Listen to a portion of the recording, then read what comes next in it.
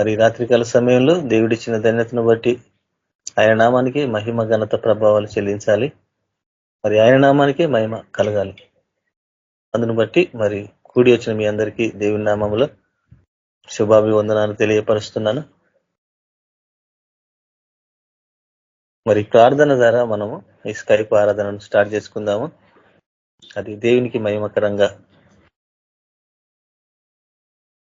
స్తోత్రములు ప్రేమగల తండ్రి, పరిశుద్ధుడా, అయినా మీ పరిశుద్ధ ఘనమైన ఉన్నతమైన శ్రేష్టమైన మహోన్నతమైన నామానికి కృతజ్ఞతాస్తుతులు స్తోత్రాలు చెల్లిస్తుంటున్నాం. నాయన రాత్రికాల సమయంలో మీరిచ్చిన ఈ ధన్యతను బట్టి అయ్యా మీ నామానికి స్తుతులు స్తోత్రాలు. అబ్రహాం, ఇసాకు, యాకోబుల దేవుడా, నమ్మదగిన దేవుడా, నీకు స్తోత్రము తండ్రి. కృతజ్ఞతాస్తుతులు స్తోత్రాలు అర్పిస్తుంటున్నాం నాయన. మీకు ఎంతో వందనాలు ప్రభువా. నాయన మరి సమయాన్ని ఇచ్చిన దేవా, మరి నా తండ్రి ప్రార్థనలు వినండి, పాటల ద్వారా మేము పొందండి, వాక్యం ద్వారా మీరు మాతో మాట్లాడి ప్రభు మా హృదయాలను తెరిచిన తండ్రి, నీ లోకానికి మాదిరిగా మీ సాక్షి బిడ్డలుగా ఉండటకు మీ ఆత్మ నడిపింపు మాకు అనుగ్రహించమని కృతజ్ఞతాస్తుతులు స్తోత్రాలు చెల్లిస్తూ దేవా మమ్మల్ని మేము తగ్గించుకుంటూ మీ పరిశుద్ధ నామాన్ని హెచ్చిస్తూ యేసుక్రీస్తు నామములో ప్రార్థిస్తున్నాం తండ్రి, ఆమేన్. అందరికి వందనాలు. నా కృప నీకు చాలు, నేను నీకున్న మేలు, ప్రభు యేసు పలికిన మాట, పరము నడిపించు బాట. నా కృప నీకు చాలు, నేను నీకున్న మేలు, ప్రభు యేసు పలికిన మాట, పరము నడిపించు బాట, పరము నడిపించు బాట.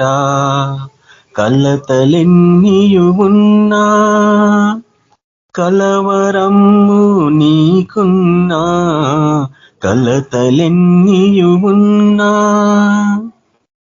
కలవరము నీకున్నా, యేసుదేవుని కలిగున్నా, యేసుదేవుని కలిగున్నా, లేదు భయము ఓ అన్నా.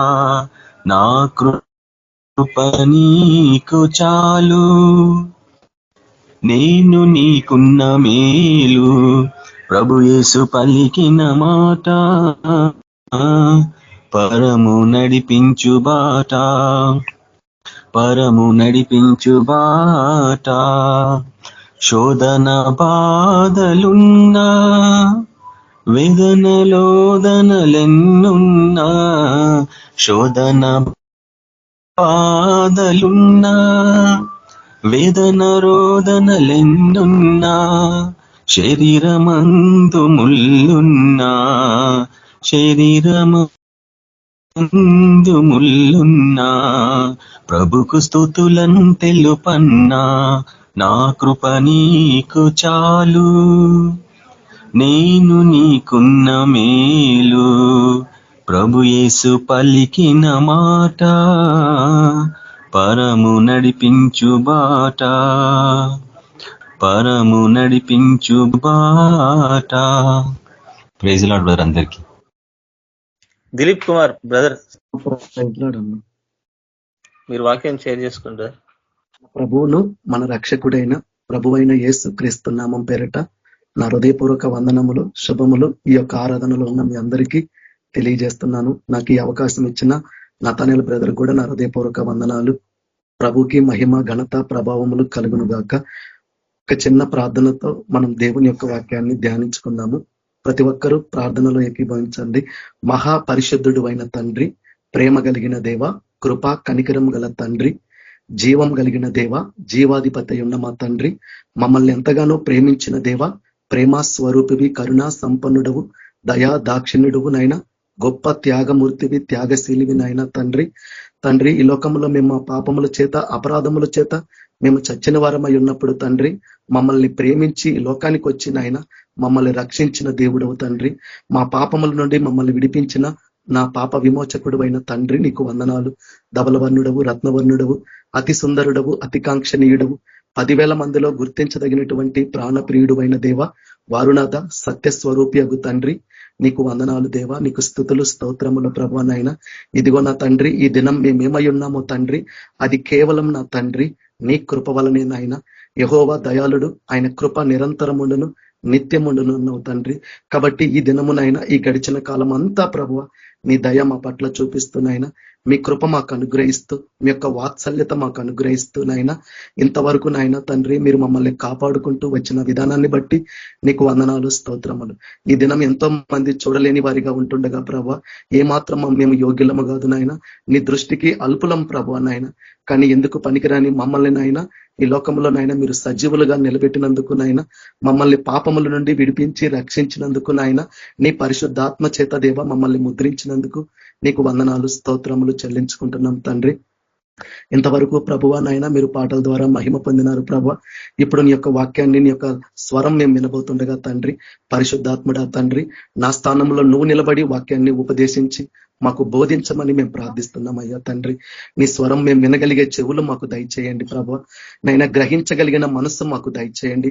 మాలో ఎలాంటి హృదయ కాఠిన్యము లేకుండా ప్రభు, ఆ స్వరముకు నాయన మేము విధేయత చూపించే జీవితము, లోబడే జీవితము నాయన, నీ పట్ల భయభక్తులు కలిగి జీవించే జీవితము నాయన మాకు దయచేయమని ప్రార్థిస్తున్నాము. నీ యందు భయభక్తులు కలిగే ఆత్మను దేవ మాకు అనుగ్రహించమని ప్రార్థిస్తున్నాం తండ్రి. మా మనోనేత్రాలు విప్పండి, మా హృదయాలు తెరవండి, వాక్యంలో ఉన్న సత్యాన్ని గ్రహించి ఆ వాక్య ప్రకారంగా ప్రభు మేము జీవించుటకునైనా మీరే మాకు సహాయము దయచేయమని ప్రార్థిస్తున్నా. ఆ దినం ఈ లోకంలో మీరు ఉన్నప్పుడు ఎన్నో సమాజ మందిరములకు వెళ్ళి తండ్రి, ఎన్నో చోట్లకి వెళ్ళి మీరు వాక్యాన్ని ఉపదేశించి బోధించిన దేవుడవు తండ్రి. ఆ వాక్యమే శరీరధారిగా నాయన ఆ దినం ఈ లోకంలో ఉన్నప్పుడు నాయన ఆ వాక్యమే నాయన ఈ రోజు మా యుద్ధకు వస్తుందని మేము నమ్మి దాని ప్రకారంగా ఉండుటకు సహాయము మాకు దయచేయమని యేసుక్రీస్తు పరిశుద్ధ నామంలో ప్రార్థించి అడిగి వేడుకుంటున్నాం తండ్రి, ఆమేన్. చూడండి, ఈరోజు ధ్యానించే అంశం ఏంటంటే ఇక్కడ ఒక వాక్యము చూడండి, దెస్సలోనియులకు రాసిన 2వ పత్రిక 2వ అధ్యాయము 3వ వచనము. దెస్సలోనియులకు రాసిన 2వ పత్రిక 2వ అధ్యాయము 3వ వచనము. మొదట భ్రష్టత్వము సంభవించి నాశన పాత్రుడగు పాప పురుషుడు బయలు పడితేనే గాని ఆ దినము రాదు. కాబట్టి మొదట భ్రష్టత్వము సంభవించి నాశన పాత్రుడగు పాప పురుషుడు బయలు పడితేనే గాని ఆ దినము రాదు. కాబట్టి అపోస్తులుడైన పౌలు ఈ దెస్సలోనియులకు సంఘానికి తన పత్రిక ద్వారా ప్రభు తెలియజేస్తున్నాడు. కాబట్టి ఇక్కడ ఈ లేఖనము దేని గురించి తెలియజేయబడుతుందంటే ప్రభు దినము గురించి, ప్రభు యొక్క రాకడ దినము గురించి. కాబట్టి పౌలు ఒక సూచనగా చెప్తున్నాడు. కాబట్టి ప్రభు దినము ఎప్పుడు వచ్చిందంటే మొదట భ్రష్టత్వము, ఎప్పుడైతే మొదట భ్రష్టత్వము సంభవించినప్పుడు నాశన పాత్రుడగు పాప పురుషుడు. కాబట్టి ఈ వాక్యము మనకు అర్థం కావాలంటే చూడండి, కొన్ని వాక్యాలు చూడాలా. దానికి ఈ వాక్యాన్ని మనం అర్థం చేసుకోవాలంటే చూడండి, మత్తయి సువార్త 24వ అధ్యాయము 37వ వచనంలో ఏముందంటే, నోహావు దినములు ఎలాగుండెనో మనుష్య కుమారుని రాకడయు అలాగే ఉండును. కాబట్టి యేసుక్రీస్తు ప్రభు యొక్క రాకడ గురించి దేవుడు మాట్లాడుతున్నాడు. దానికి ముందు వాక్యంలో ఏముందంటే, అయితే ఆ దినమును గురించియు ఆ గడియను గురించియు తండ్రి మాత్రమే గాని ఏ మనుష్యుడైనను పరలోకమందలి దూతలైనను కుమారుడునైనను ఎరుగరు. కాబట్టి ఒక తండ్రి మాత్రమే ఆ దినము గురించి తెలుసు. కుమారునికైనా గాని పరలోకమందలి దూతలైనా గాని ఏ మనుష్యుడైనను ఆ దినమును ఎరుగరు. కాబట్టి యేసుక్రీస్తు ప్రభువు తనను నమ్మి తన యందు విశ్వాసం ఉంచి ఆ రీతిగా తన రాకడ కొరకు కనిపెట్టుకునే వారికి ఒక నిరీక్షణ కలిగించండి. ఏంటంటే ఏ దినమున ఏ జామున ఏ గడియన మీ ప్రభు వచ్చునో మీకు తెలియదు గనక మెలకువగా ఉండమన్నాడు. ఆయనను ఎదుర్కొనుటకు సిద్ధపడమన్నాడు.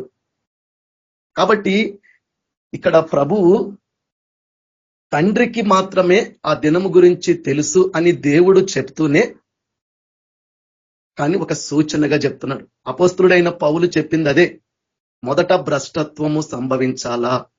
అదే మాట యేసుక్రీస్తు ప్రభు కూడా చెప్తున్నాడు. నోవాహు దినములు ఎలాగుండునో చూడండి, మనుష్య కుమారుని రాకడయో అలాగే ఉండును. అంటే ఆ దినము గురించి, ఆ గడియను గురించి ఎవరు ఎరుగరు గాని ఆ దినము, ఆ గడియ ఎలా ఉంటదో మాత్రము ప్రభువు మనకి చెప్తున్నాడు, ఒక సూచనగా చెప్తున్నాడు. కాబట్టి నోహవు దినములు ఎంత భయంకరంగా ఉన్నాయంటే చూడండి, నోహవు దినముల గురించి చూస్తే ఇక్కడ చూస్తే నోహవు దినములు ఎలా ఉన్నాయంటే ఆదికాండము 6వ అధ్యాయము చూడండి 11వ వచనము దేవుడు చెప్తున్నాడు.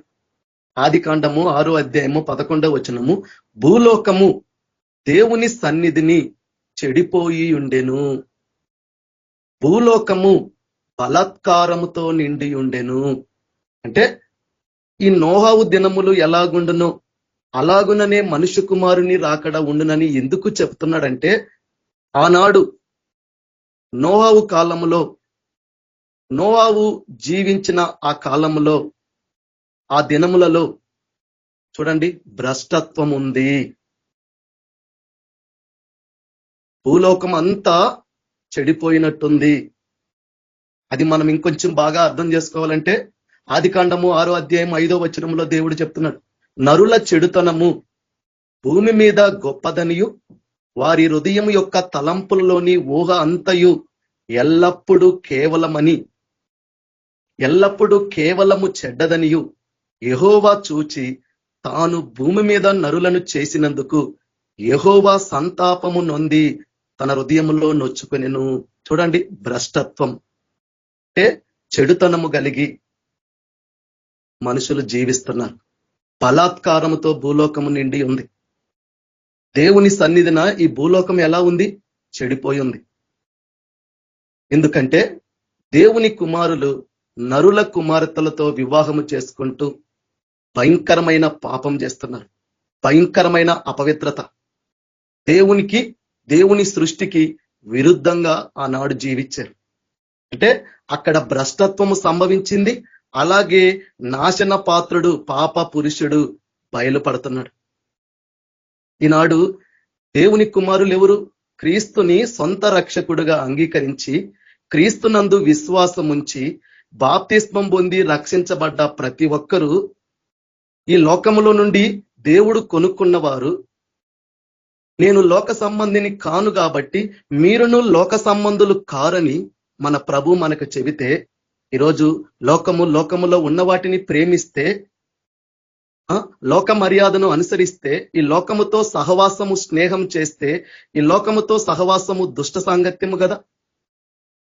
ఆనాడు చూడండి, దేవుని కుమారులు నరుల కుమార్తెలను వివాహం చేసుకున్నారు. ఈరోజు నీకు నాకు ఇది తగినదా? నువ్వు లోక సంబంధివా? ఎప్పుడైతే నువ్వు క్రీస్తును అంగీకరించి క్రీస్తునందు విశ్వాసం ఉంచి, ఎప్పుడైతే నువ్వు బాప్తిస్మం పొందిన నువ్వు, ఆయన ఎలా అయితే చూడండి లేపబడ్డాడు, నిన్ను నన్ను లేపి దేవుడు పరలోకమందు కూర్చుండబెట్టాడు. నీ జీవాన్ని నా జీవాన్ని ఆయన పరలోకంలో దాచిపెట్టాడు. కాబట్టి పైనున్న వాటి మీదనే గాని భూ సంబంధమైన వాటి మీద మనల్ని మనస్సు పెట్టుకొనొద్దన్నాడు. లోకములో ఉన్న వాటిని ప్రేమించొద్దన్నారు. ఈనాడు దేవుణ్ణి వెంబడిస్తున్న వారు, దేవుణ్ణి నమ్ముకున్నవారు, దేవుని యందు విశ్వాసం ఉంచిన వారు ఈ వాక్య ప్రకారంగా జీవిస్తున్నామంటే ఈరోజు నీ దగ్గర నా దగ్గర సమాధానం ఉందా? చెప్పండి. శరీరానుసారమైన మనస్సు మరణమని చెప్పలేదా? అంటే అదేంది? అది శరీరానుసారమైన మనస్సు భ్రష్టత్వము కాదా? మనలో శరీర కార్యములుంటే చెప్పండి, అది భ్రష్టత్వము కాదా? చూడు, ఆనాడు దేవుని కుమారులు ఈ లోకములో నరుల కుమార్తెలను సహవాసము సాంగత్యము చేశారు. అందుకు వాళ్ళు అపవిత్రులైన. ఈనాడు నువ్వు యేసు ప్రభుని వెంబడిస్తున్న నువ్వు, పైనున్న వాటిని వెతకవలసిన నువ్వు, చూడండి, నువ్వు లోక సంబంధివి కావు, నువ్వు దేవుని సంబంధివని వాక్యం చెప్తుంటే ఈరోజు ఈ లోకముతో మనము స్నేహం చేయట్లేదా? ఈ లోకాన్ని ప్రేమించట్లేదా? ఈ లోకంలో ఉన్న మర్యాదను మనం అనుసరించట్లేదా? ఇది అపవిత్రమైన జీవితం కాదా? ఇది పాపముతో కూడింది కాదా? ఈరోజు లేదా? క్రీస్తును పోలి నడుచుకోవలసిన మనము, క్రీస్తు మనసు కలిగి జీవించాల్సిన మనము, క్రీస్తు యొక్క అడుగుజాడల యందు నడుచుకోవలసిన మనము, క్రీస్తు ఎలాగైతే తన తండ్రి చిత్తమును నెరవేర్చుటకు, ఆయన పని తుదముట్టించుటకు ఆయన ఎలాగైతే ఈ లోకంలో ప్రయాసపడిండో అలా ప్రయాసపడాల్సిన మనము, ఆయన సహవాసంలో ఉండాల్సిన మనము ఈ లోకాన్ని ప్రేమిస్తూ ఈ లోక మర్యాదను అనుసరిస్తూ చూడండి ఈరోజు మనుషుల హృదయాల్లో చెడుతనం లేదా? మన హృదయాలు శుద్ధీకరించబడ్డాయా? మనుషులు పైరూపము లక్ష్య పెడతారు, కానీ దేవుడు హృదయాన్ని లక్ష్య పెట్టేవాడు. కాబట్టి ఆనాడున్న నోహవు కాలంలో ఉన్న ఆ ప్రజల హృదయాలు చూస్తే అంతా చెడుతనమే, ఎల్లప్పుడూ చెడుతనమే.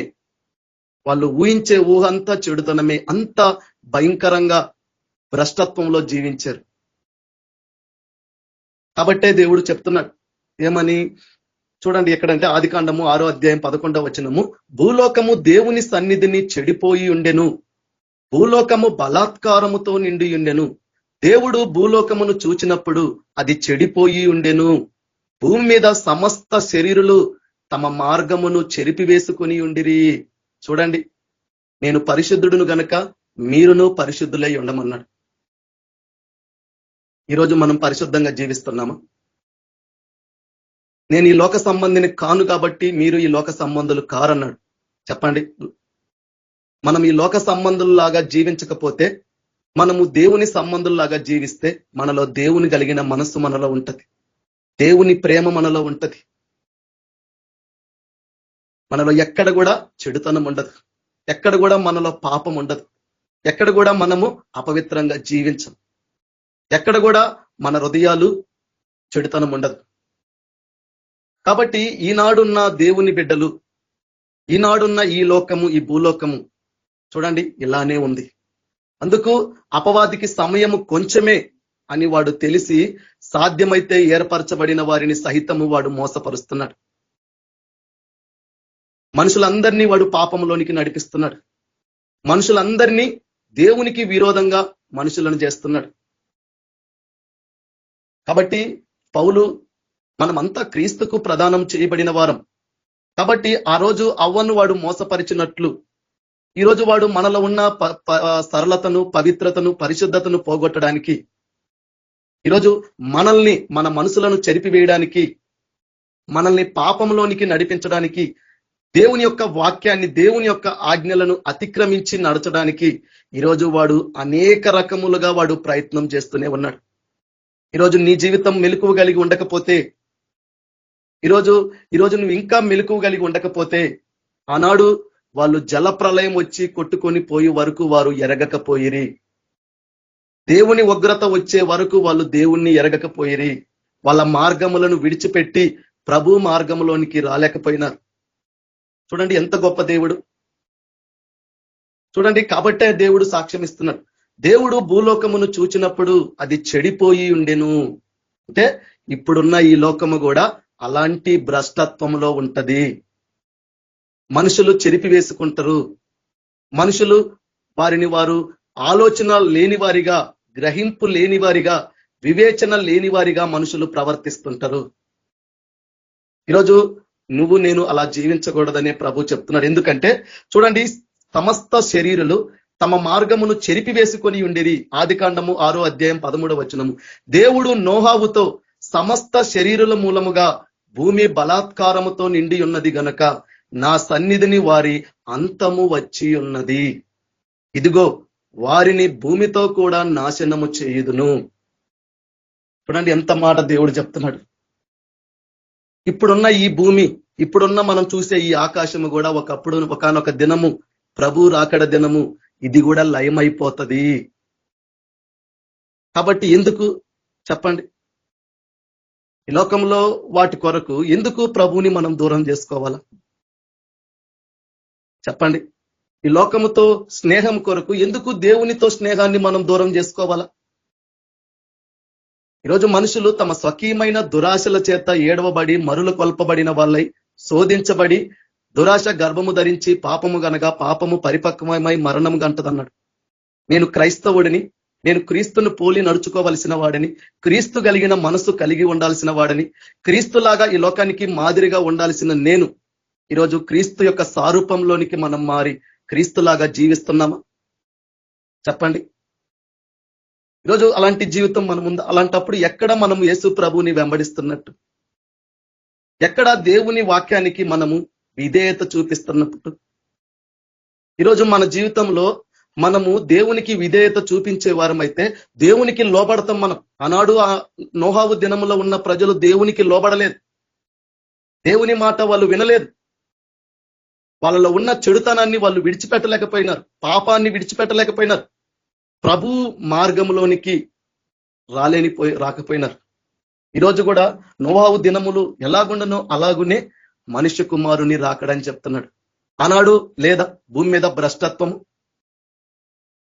కాబట్టే దేవుడు అంటున్నాడు ఆదికాండము 7వ అధ్యాయం 1వ వచనంలో, యెహోవా ఈ తరము వారిలో నీవే నా ఎదుట నీతిమంతుడవై ఉండుట చూచితిని గనుక నీవును నీ ఇంటి వారును ఓడలో ప్రవేశించుడి. 4వ వచనము, ఎందుకనగా ఇంకను 7 దినములు నేను 40 పగళ్లను 40 రాత్రులను భూమి మీద వర్షము కురిపించి నేను చేసిన సమస్త జీవరాశులను భూమి మీద ఉండకుండా తొడిచివేయుదునని నోహావుతో చెప్పెను. చూడండి, ఆ తరములో ఆ కాలంలో ఒక్కడే దేవుని ఎదుట నీతిమంతుడుగా ఉన్నాడు. దేవుని నీతిని అనుసరించి నడుచుకునేవాడిగా ఉన్నాడు. ఈరోజు దేవుని నీతి మనలో ఉంటే మనలో కలహాలు ఉండవు, మనలో కక్షలు ఉండవు, మనలో ద్వేషాలు ఉండవు, మత్సరములు ఉండవు, మనలో ఎలాంటి విభేదాలు ఉండవు. నీ శత్రువైనా సరే నువ్వు వాడికి మేలు చేసేవాడిగా ఉంటావు. నిన్ను హింసించేవాడైనా సరే వాడిని నువ్వు దీవించి ఆశీర్వదించేవాడిగా ఉంటాం. ఎవరి మీద మనము విరోధం పెట్టుకోము, ఎవరి మీద మనం పగలు తీర్చుకోము. చూడండి, ఎలాంటి వారైనా సరే వాళ్ళు నిన్ను ఎలా హింసించినా దూషించినా నీ మీద ఏం చేసినా ఆ దేవాది దేవుడైన యేసుక్రీస్తు ప్రభు ఆ కల్వరి శిలువలో చూపిన ప్రేమనే మనం చూపిస్తామే తప్ప మనము రివెంజ్లు తీసుకోం. ఎందుకంటే అదే కదా దేవుని నీతి. ఆయనని హింసించిండ్రు, ఆయనని దూషించారు, ఆయనని హేళన చేశారు, అవమానపరిచినా గాని ఎక్కడ కూడా ప్రభు ఒక్క మాట కూడా నోరు మెదపకుండా ప్రభువా వీరేమి చేయుచున్నారో వీరు ఎరుగురు గనుక వీరిని క్షమించమన్నాడు. ఆ నీతి ఈరోజు నీలో నాలో ఉందా? ఈరోజు ఆ నీతి నీలో నాలో ఉందా? అలాంటప్పుడు ఎక్కడ నువ్వు దేవుని ఎదుట నీతిమంతుడైన వాడు? చూడండి, యేసు ప్రభు దగ్గరికి వచ్చిన వారిలో ఎవరి పట్లన్నా దేవుడు భేదం చూపించిండా? ఎవరి పట్లన్నా దేవుడు పక్షపాతం చూపించిండా? చూడండి, ఎవరినైనా దేవుడు దూషించిండా, ద్వేషించిండా? ఎందుకంటే దేవుని నీతిని జరిగించువాడు నీతిమంతుడు. దేవునికి భయపడి ఆయన నీతిని ఎవరైతే అనుసరిస్తారో వారినే దేవుడు అంగీకరిస్తాడని అపోస్తుల కార్యం 10వ అధ్యాయంలో లేదా? కాబట్టి నోవాహు ఒక్కడే దేవుని ఎదుట తన తరములో ఎలా ఉన్నాడు? నిందారహితుడిగా ఉన్నాడు, దేవునితో నడిచిన వాడిగా ఉన్నాడు, దేవుని యందు భయభక్తులు కలిగిన వాడిగా, దేవుని యందు నీతిమంతుడైన వాడిగా ఉన్నాడు. ఎందుకు ఈ వాక్యం చెప్తున్నాను అంటే, ఇప్పుడున్న ప్రభు దినానికి ఈ వాక్యానికి లింక్ ఉంది. ఆనాడు భ్రష్టత్వం సంభవించింది కాబట్టి భక్తిహీనులందరూ లయమైపోయినారు. ఆనాడున్న ప్రజలు తినుచు త్రాగుచు పెండ్లికిచ్చుకుంటూ పెళ్లి చేసుకుంటూ వాళ్ళు ఎరుగని గడియలో చూడండి ఆ జల ప్రళయం వచ్చి వాళ్ళందరినీ కొట్టుకొని పోవు వరకు కూడా ఎరుగకపోయిరి అన్నాడు. ఎందుకంటే ఎరుగరు, మనుషులు ఎరగరు. ఎందుకంటే వాళ్ళను సరి చేసుకోవడానికి, వాళ్ళు కలిగి ఉన్న మార్గాన్ని విడిచి ప్రభు మార్గంలోనికి రావడానికి మనుషులు ఇష్టపడరు. కానీ దేవుడు విడిచిపెట్టే దేవుడు కాదు. దేవుడు ఎవరిని కూడా విడిచిపెట్టే దేవుడు కాడు. కాబట్టే చూడండి, పేతురు రాసిన మొదటి పత్రిక 3వ అధ్యాయం 20వ వచనంలో, దేవుని దీర్ఘశాంతము ఇంకా కనిపెట్టుచుండినప్పుడు పూర్వము నోహావు దినములలో ఓడ సిద్ధపరచబడుచుండగా అవిధేయులైన వారి యొద్దకి, అనగా చెరలో ఉన్న ఆత్మల యొద్దకు ఆయన ఆత్మ రూపిగానే వెళ్లి వారికి ప్రకటించెను. ఆ ఓడలో కొందరు అనగా 8 మంది నీటి ద్వారా రక్షణ పొందిరి. చూడండి, ఎందుకు ఈ మాట చెప్పబడుతుందంటే ఆయన ఎంత ప్రేమగల దేవుడు, ఎంత మనుషుల యొక్క బలాత్కారాన్ని ఓర్చుకున్న దేవుడు, సహించిన దేవుడు, భరించిన దేవుడు. అయినా కూడా ఆయన మనసు కూడా చూడండి, రక్షించుకోవాలా, దేవుని ఉగ్రత నుండి మనుషులు కాపాడబడాలా. దేవుని ఉద్దేశము ఇదే ఈరోజు కలిగి ఉన్నాడు దేవుడు. కానీ ఇది మనుషుడు గ్రహించలేకపోతున్నాడు, ఇది మనుషులు గ్రహించుకోలేకపోతున్నారు. అందుకు వాళ్ళ జీవితాలను సరి చేసుకోలేని వారిగా ఉన్నారు. దేవుని ఎదుట ఒప్పుకొని పశ్చాత్తాపడి వాళ్ళ పాపములు విడిచిపెట్టలేని వారిగా ఉన్నారు. చూడండి, క్రియలు లేని విశ్వాసము రక్షించగలదా అన్నాడు.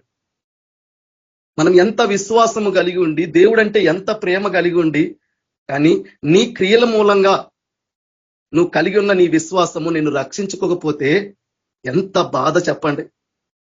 ఇది మాత్రము క్రైస్తవుడు గ్రహించుకోవట్లేదు, క్రైస్తవురాలు గ్రహించుకోవట్లేదు. ఎందుకంటే మూర్ఖపు ద్వారంలో వెళ్తున్నారు, మూర్ఖ స్వభావాన్ని కనబరుస్తున్నారు. ఇది మనకు తగినది కాదు. మరీ ముఖ్యంగా క్రీస్తు రక్తములో విమోచించబడిన వాళ్లకు తగినది కాదు. ఎందుకు దేవుడి మాట చెప్తున్నాడంటే చూడండి ప్రకటన గ్రంథము.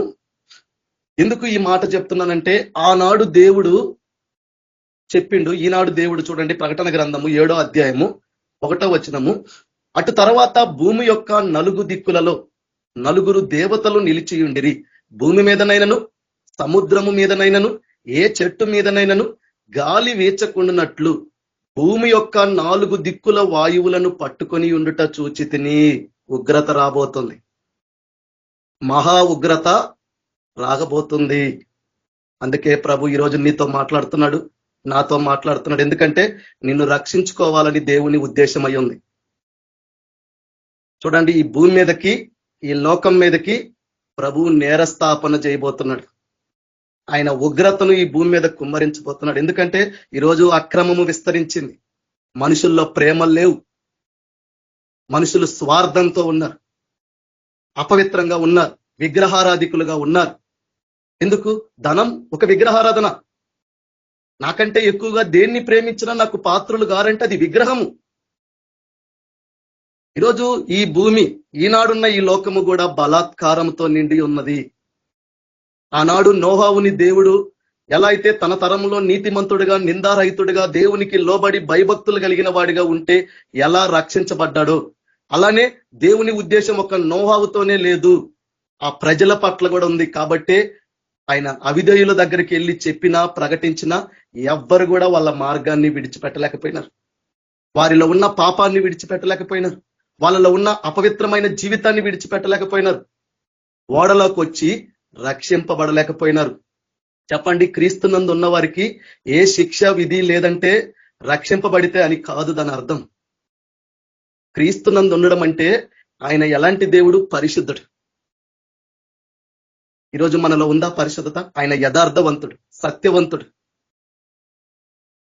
క్రీస్తునందు ఉండడం అంటే క్రీస్తులాగా ఉన్నవారికి. ఈరోజు మనం ఉన్నామా? శరీరానుసారమైన మనసులు కలిగిలేమా? లోక మర్యాదను అనుసరించే వారిగా లేమా? లోకములో ఉన్న వాటిని ప్రేమించే వారిగా లేమా? కాబట్టి ఈ మాట ఎందుకు చెప్తున్నానంటే చూడండి, దేవుడు చెప్తున్నాడు, మరియు సజీవుడగు దేవుని ముద్రగల వేరొక దూత సూర్యోదయ దిశము నుండి, చూడండి, మరియు సజీవుడగు దేవుని ముద్రగల వేరొక దూత సూర్యోదయ దిశ నుండి పైకి వచ్చుట చూచితిని. భూమికిని సముద్రముకును హాని కలుగజేయుటకై అధికారము పొందిన ఆ 4 దూతలతో, ఈ దూత మేము మా దేవుని దాసులను వారి నొసల యందు ముద్రించు వరకు భూమికైనను సముద్రముకైనను చెట్లకైనను హాని చేయవద్దని బిగ్గరగా చెప్పాను. మీకు తెలుసో తెలీదు, నోహావు ఓడ సిద్ధపరిచే సమయంలో ప్రభు వెళ్ళి అందరికీ చెప్పాడు. ఆ ఓడ సిద్ధమైనప్పుడు ఆ ఓడలోనికి రండి, ఆ ఓడలోనికి ప్రవేశించండి అని వెళ్ళి ప్రకటిస్తే ఎవ్వరు కూడా వినలేదు. ఎప్పుడైతే నోహావు ఓడలోనికి ప్రవేశించిన తర్వాత ఏమైంది? 40 రాత్రులు 40 దినములు పగళ్ళు భూమి మీద వర్షం కురిచింది. ఆ అమాంతము, ఆ జల ప్రళయము అక్కడున్న ప్రజలందరినీ కొట్టుకొని పోయింది. వాళ్ళ అరుపులు, కేకలు ఎలా ఉండుంటాయో ఒకసారి మనం ఊహించుకుంటే నీకు నాకు ఈరోజు వెన్నులో భయం కలగదా? ఎందుకంటే మనం వింటున్నామే కానీ బైబుల్ని నమ్మట్లేదు. ఈనాడున్న క్రైస్తవులు ఎవ్వరు కూడా బైబుల్ని నమ్మట్లేదు. ఒకానొక రోజు ఆ స్థితిలో ఉన్నప్పుడు తెలుస్తుంది, ఆనాడు నేను ఎంత తప్పు చేశానా, ఎంతగా దేవుని వాక్యము, దేవుని యొక్క స్వరము నా యొద్దకు వస్తే ఎంత నేను నిర్లక్ష్యం చేశానా. చెప్పండి, ఆ జల ప్రళయంలో కొట్టుకొని పోయేటప్పుడు ఆ ప్రజల యొక్క అరుపులు, కేకలు, మమ్మల్ని రక్షించండి, మమ్మల్ని కాపాడండి అంటే ఎంత భయంకరమైన శ్రమను వాళ్ళు అనుభవించిండ్రో మనం ఊహించుకోలేమా? ఈనాడు కూడా దేవుడు ఇదే ప్రణాళిక కలిగి ఉన్నాడు, నీ నా పట్ల, ఈ లోకం పట్ల. కాబట్టి తమ దాసులను ముద్రించుకోవడానికి, కాబట్టి ఎప్పుడైతే ఈ ముద్రించుకోవడము ఆగిపోతుందో, ఆ ఓడలోనికి వారు వెళ్ళిన తర్వాత, ప్రభు అక్కడ ముద్రించిన తర్వాత ఓడని తలుపుని తర్వాత ఏమైంది? ఈరోజు రాబో దినాలు అదే జరగబోతుంది. ఇంకా మనము నిర్లక్ష్యంగా జీవిస్తామా? ఇంకా ప్రభు స్వరం విని కూడా, ప్రభు వాక్యము తెలిసి కూడా ఆ వాక్యానికి తగినట్టుగా లేకపోతే నేను ప్రభువులో లేను అన్న ఆలోచన, వివేచన ఈనాడున్న క్రైస్తవురాలు మర్చిపోతున్నారు. గుడ్డి నమ్మకము, గుడ్డి భక్తి నమ్ముతున్నారు. చెప్పండి, గుడ్డి నమ్మకము, గుడ్డి విశ్వాసమే, కానీ క్రియలు ప్రభు ప్రకారంగా ఉన్నాయని ఎవ్వరు చూసుకోవట్లేదు. ఎవరు కూడా నేను వాక్యానికి తగినట్టుగా, ప్రభువుకు తగినట్టుగా ఆయనని పోలి ఈరోజు నేను జీవించగలుగుతున్నానా, అలా ప్రభువుని పోలి ఈరోజు నేను అనుసరించి నడుచుకుంటున్నానా అనేది ఎవరన్నా మనం ఆలోచించుకుంటున్నామా? మనం ప్రార్థన చేసి ఉండొచ్చు, ఉపవాసం ఉండొచ్చు, లేదా మనం దేవుడు అంటే ఎంతో ఆశ ఉండొచ్చు, ఏదైనా చేయొచ్చు. కానీ దేవుణ్ణి పోలి మనం నడుచుకుంటున్నామా అన్నది ఈరోజు ఎవరు ఆలోచించట్లేదు. కాబట్టి దేవుడు మనల్ని ముద్రించుకోవాలంటే, నోహవు తరంలో నోహవు ఎలా ఉన్నాడు? దేవుడంటే భయపడేవాడిగా ఉన్నాడు. దేవుని నీతి మంతుడిగా ఉన్నాడు. దేవునితో కూడా నోహవు నడిచిన వాడిగా ఉన్నాడు. తన తరములో నిందారహితుడిగా ఉన్నాడు. చెప్పండి, ఈరోజు దేవుడు నిన్ను నన్ను చూస్తే ఎన్ని మనలో కనిపిస్తాయి లోపాలు, ఎన్ని తప్పులు మనలో కనిపిస్తాయి, ఎన్ని వాక్య విషయంలో మనం తప్పిపోయినామో కనిపిస్తాయి. ఈరోజు అది చూచుకుంటున్న నువ్వు నేను సరి చేసుకోగలుగుతున్నామా? మన క్రియలను మనం దిద్దుకోగలుగుతున్నామా? మన జీవితాలను సరి చేసుకోగలుగుతున్నామా?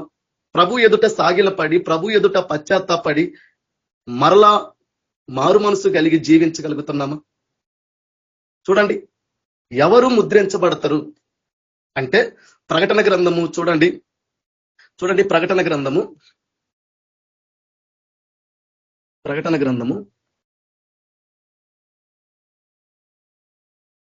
చూడండి, ప్రకటన గ్రంథము 14వ అధ్యాయము 4వ వచనము. వీరు స్త్రీ సాంగత్యమున అపవిత్రులు కాని వారును, స్త్రీ సాంగత్యమున ఎరుగని వారునై ఉండి, గొర్రెపిల్ల ఎక్కడికి పోవునో అక్కడికెల్లా ఆయనను వెంబడింతురు. వీరు దేవుని కొరకును గొర్రెపిల్ల కొరకును ప్రథమ ఫలముగా ఉండుటకై మనుషులలో నుండి కొనబడిన వారు. వీరి నోటన ఏ అబద్ధము కనబడలేదు. వీరు అనింద్యులు. భయభక్తులు కలిగేవాడు ఎవడు కూడా పాపము చేయడు, అపవిత్రంగా జీవించడు. ఆనాడున్న ప్రజల్లో వాళ్ళ హృదయంలో చెడుతనం ఉంది, అపవిత్రత ఉంది, పాపం ఉంది. కానీ నోహవు దేవుని యందు భయభక్తులు కలిగిన వాడిగా ఉన్నాడు. కాబట్టి దేవుడు చూసిండు వాళ్ళ హృదయంలో, వాళ్ళ తలంపుల్లో, ఊహలోది ఎల్లప్పుడూ చెడ్డదే. ఎందుకు? బలాత్కారముతో నిండి ఉన్నారు, భ్రష్టత్వంలో ఉన్నారు. కాబట్టి కానీ అదే దేవుడు నోహవు గురించి, నీవు నా ఎదుట నీతిమంతుడిగా ఉన్నావు, నీవు నా ఎదుట నిందారహితుడిగా ఉన్నావు అంటే ఈ సాక్ష్యం ఇవ్వాల్సింది మనుషులు కాదు, నీవు కాదు, నీ ప్రభు నీ గురించి సాక్ష్యం ఇవ్వాల.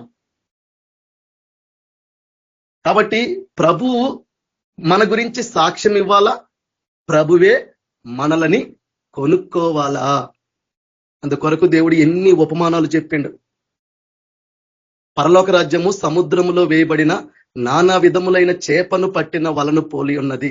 మంచి వాటినేమో దరికి లాగి కూర్చున్న తర్వాత గంపలో వేసుకుంటుండు, చెడ్డ వాటిని తీసి బయట పారవేస్తున్నాడు. ఎందుకు? చెడుతనం మనలో ఉండకూడదు, మనం ఇంకా అపవిత్రంగా జీవించకూడదు. దేవుణ్ణి నమ్మి, దేవుణ్ణి ఎరిగి, దేవుని వాక్యాన్ని బోధించినంత మాత్రాన మనం రక్షించబడతాము. మనం దేవునితో పాటు ఉండడం అనుకుంటే అది మన భ్రమ, అది మన అపోహ. ఎందుకంటే ఆయన నామమున ప్రవచించిన వారు, ఆయన నామాన దయ్యాలు వెళ్ళగొట్టిన వారు, ఆయన నామమున అద్భుతాలు చేసిన వారిని కూడా ప్రభు మీరు ఎవరో నేను ఎరుగను అన్నాడు. అక్రమము చేయువారులారా నా యొద్ద నుండి పోండి, అర్హత లేదు ఆ ప్రభుతో ఉండడానికి. ప్రభు అని పిలుచు ప్రతివాడు పరలోక రాజ్యంలోకి ప్రవేశించడు, పరలోకమందున్న నా తండ్రి చిత్త ప్రకారం చేయువాడు అన్నాడు. తండ్రి చిత్త ప్రకారం చేస్తే దేవునికి లోబడతాం, మనం దేవుని పట్ల భయభక్తులు కలిగి ఉంటాం, మనలో ఎలాంటి అబద్ధం ఉండదు. ఎలాంటి కపటము మనలో ఉండదు, ఎలాంటి వేషధారణ మనలో ఉండదు. కపటము అంటే పైకి ఒకలాగా లోపలికి ఒకలాగా, వేషధారణ అంటే మనుషుల ఎదుట చూపించుకోవడానికి ప్రయాసపడేది.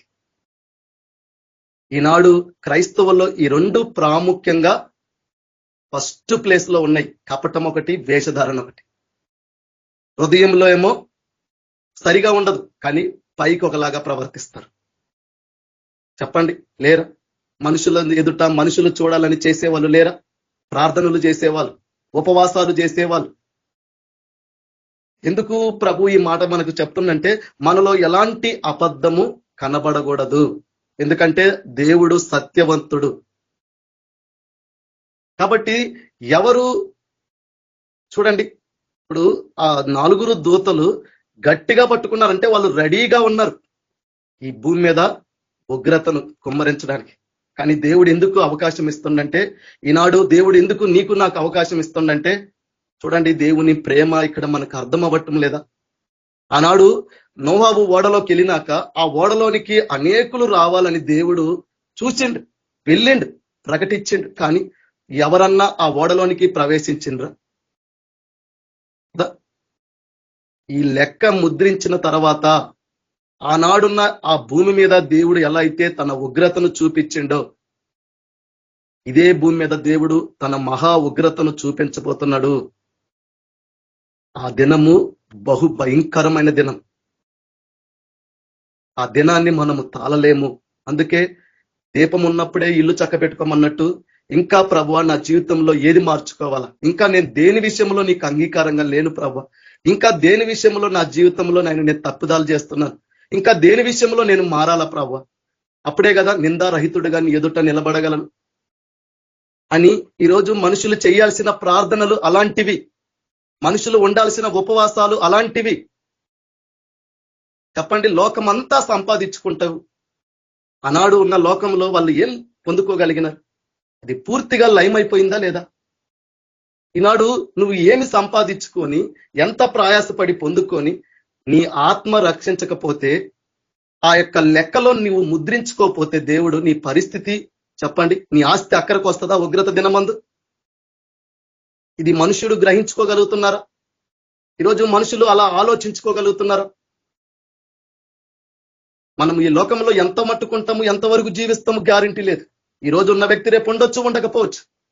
కాబట్టి కొంతసేపు కనబడి అంతలోనే మాయమై ఆవిరి లాంటి మన బ్రతుకులకి, మన జీవితాలకి దేవునికి విరోధంగా ఉండి, దేవునికి దూరంగా ఉండి ఏమి మనం పొందుకున్నది ప్రయోజనం ఉంటది? ఈరోజు ధనాపేక్ష మనుషుల్లో ఎక్కువ ఉంది. చూడండి దేవుడు ఎందుకు ఈ వాక్యం చెప్తున్నాడంటే, ఆనాడు నోహావు దినములో దేవుడు అదే చేసిండు. ఆ ఓడ సిద్ధపరచబడే ఆ సమయంలో వెళ్ళి అందరికెళ్ళి ప్రకటించిండు దేవుడు.